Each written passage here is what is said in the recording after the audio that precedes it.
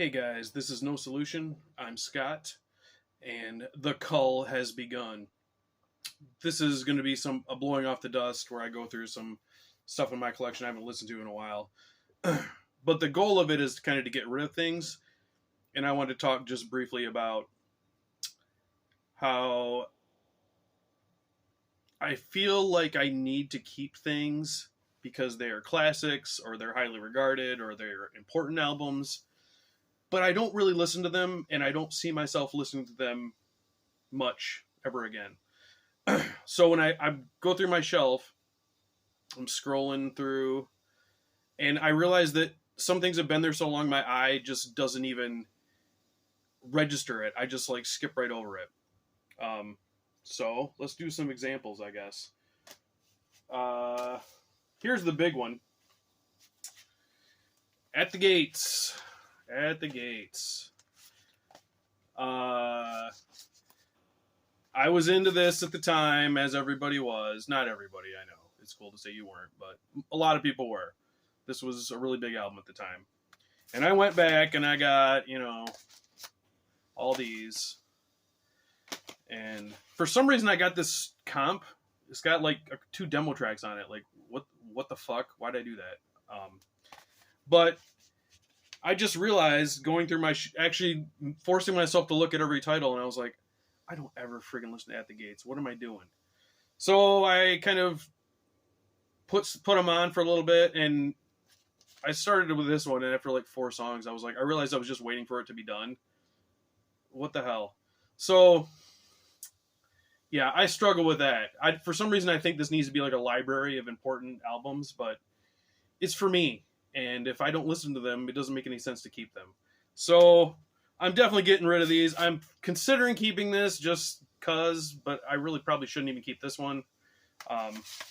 Yeah, I'd be curious if you guys go through things like that. If you keep things because you think they're important, or even though they're not really to your taste anymore, even if they were and they're now not.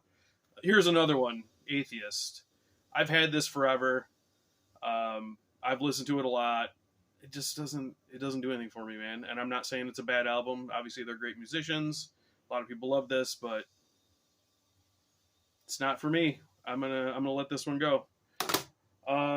Death Angel. I have the 2 comeback albums.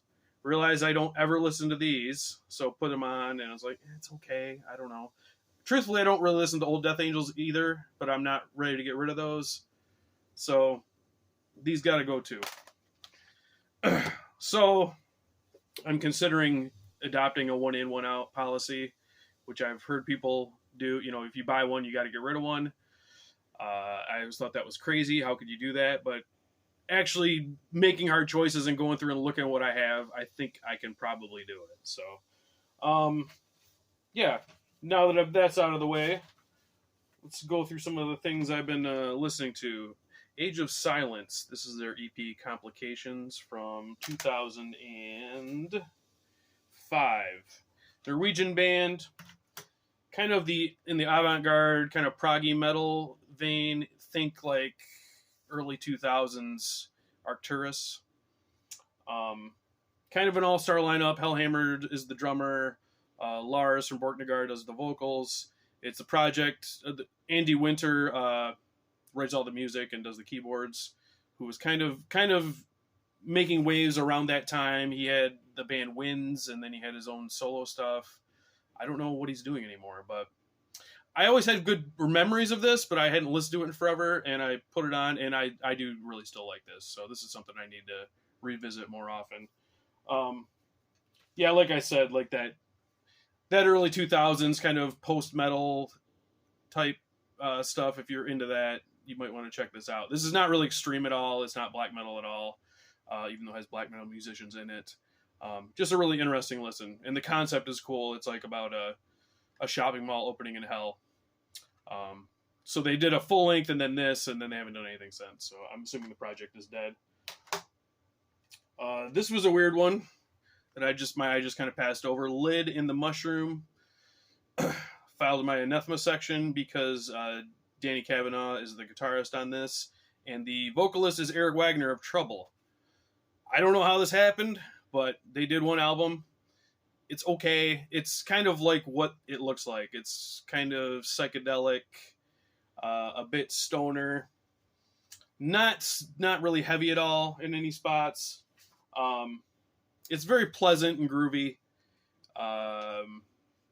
It starts off strong the first half and then kind of like peters out at the end. Near the end, there's a song called "Alive" that sounds really cool, like it's going somewhere, but it just ends at 2 minutes and it feels like it wasn't supposed to end. There's a Monkees cover, there's a Beatles cover. I don't know if you're a fan of Eric Wagner or Anathema and haven't heard this, it might be of interest, but I don't think any psych/stoner fan would really need to seek this out. But I'm going to keep it because it's an Anathema side project.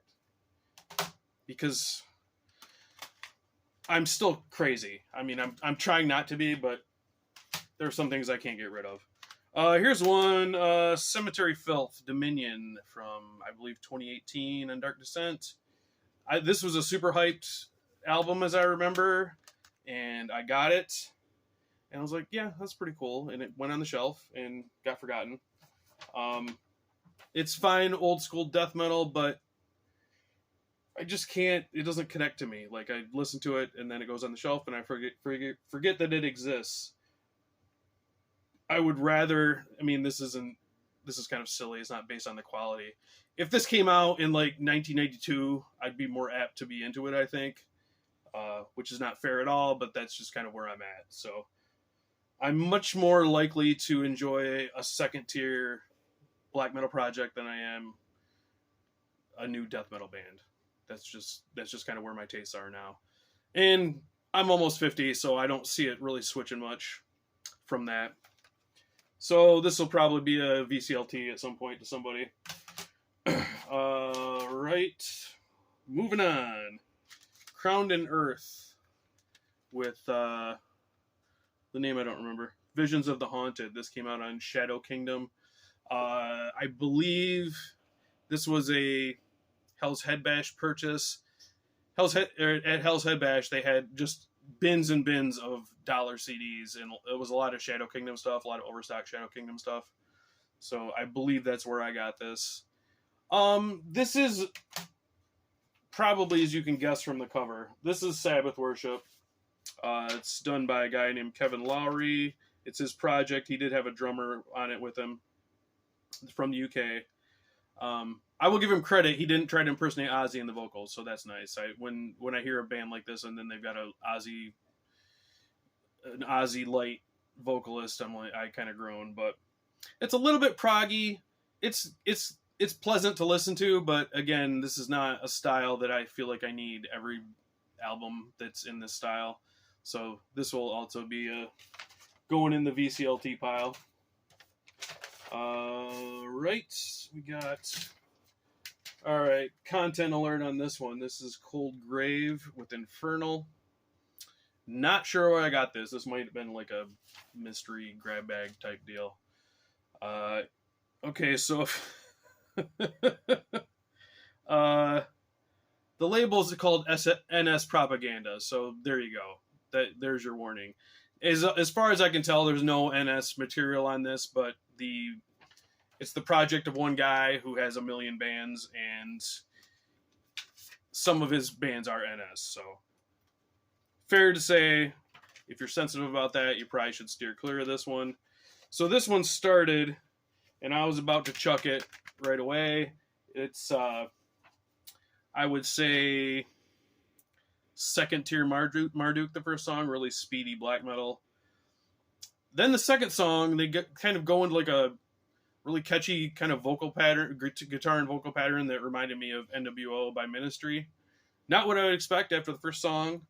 And then it just kind of, it's only like 30 some minutes, but it really kind of goes in different places, and there's a lot of surprises on it. A lot of melodic, clean lead solos, and slows down and gets more melodic as it goes. So this one, I'm tempted to keep this one. I think some of these I'm gonna have to put on a clock. Like, I'm gonna keep it, but keep track of when I said I was gonna keep it. And if I haven't listened to it again in a year, then it's out. But I think for now I'm gonna hold on to this one. Cold Grave with Infernal. This is the only thing they ever did. All right, and I believe we're almost done. All right. Nope, not that one. Blood Rain. Russian band. De Vermis Mysterious is the name of this one. This is their debut. On Morbid Winter Records, I believe that was it's a reissue. Came out in 2001 originally on cassette. So they're labeled as black metal. I started listening to it. I've listened to it before, but I didn't remember it. So there you go. First of all, the sound is terrible. Everything is mushy. The guitar, the drums sound like trash cans alternated with wet cardboard. And I didn't hear the black thrash. I guess I would say the vocals are kind of black metal in this. Sounded South American to me. It really sounded like it was about to go off the rails at any second, which I know a lot of people like. It's generally not something I'm that into. But there's really cool riffs and good energy to it. And this was when I was like, I don't know. Probably should get rid of it. But when you know, I have Blood Rain 2 because I'm sure I got them in the same sale. So I had not listened to this one, so I put on Blood Rain 2 just to kind of see where I was at with the band. This one came out in 2003, and wow, what a difference 2 years made. A real step up in the songwriting and the production. Yeah, and the cover too. Cool cover. So this, again, it's like aggressive satanic thrash. The vocals are not blackish at all this time, more like I would say almost a destruction type thrash metal vocal style.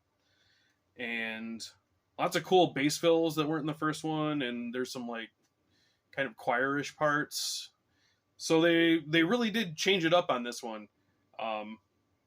They remind me on this one of Disaster, the German band. I'm not saying they're as good as Disaster, but kind of that style of black thrash. So, based on this, I think I'm putting both these on the clock, but I'm going to keep them for now. And I didn't pull it out, but I also have Blood Rain 3, so let's go. Maybe they can fully convince me with the third one. All right, guys. Yeah, I would like to know your thoughts on, do you keep albums just because of their status and not because you actually enjoy listening to them? Because I am definitely guilty of that, and just going through my first rack, I pulled out all those At the Gates records. So let me know. All right, as always, CM Punk is a piss baby. See you in the next one.